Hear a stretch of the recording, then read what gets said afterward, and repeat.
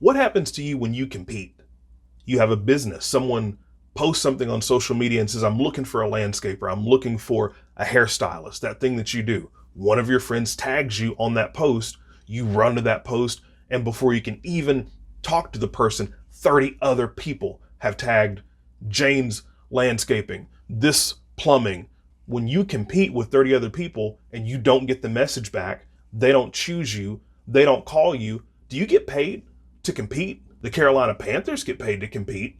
They are statistically the worst team and the lowest people on the Carolina Panthers making about $850,000 a year. Is that what happens to you when you compete? Do you get paid richly when you compete and lose?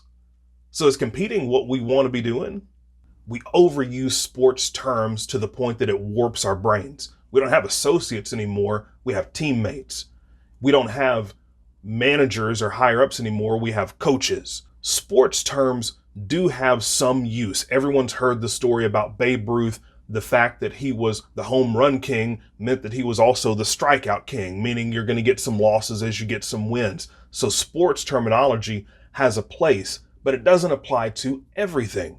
I am the social media director for a sports academy in my area, and I have been for years. I am the first point of contact for people looking to come and train at that sports academy from all over the world.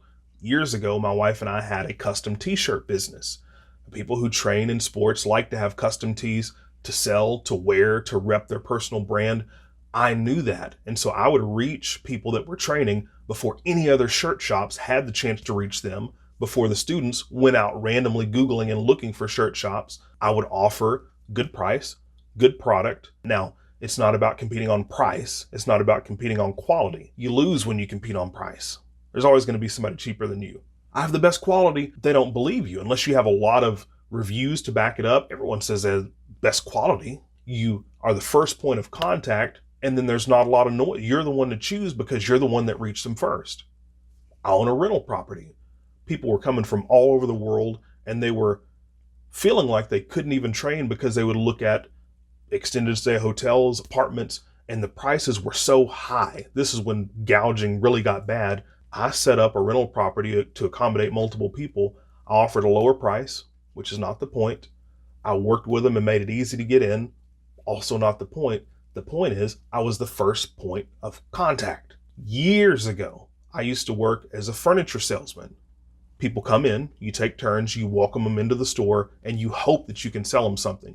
I was one of the first people in my area to use social media to put out information about the products we had, the prices. My social media posts did the work for me. And then while everyone else was greeting people at the door, hoping to sell them something because they didn't know their wants or their needs, I had people coming in, asking for me by name, knowing what products I had and knowing what the financing options were.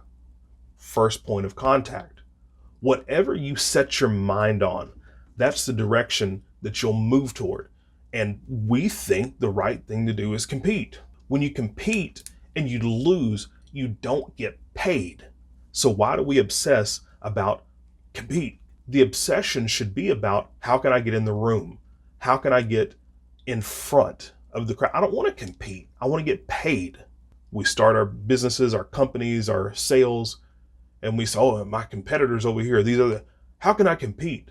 How can I compete? And when we focus on competing is what we'll be doing, because you do what you focus on. Let me ask you a question again. That game of compete, lose, and not get paid for it. How does that feel? How does competing and losing and not getting paid feel? And if it doesn't feel good, let's change our focus and say our focus is, how do we become the first point of contact?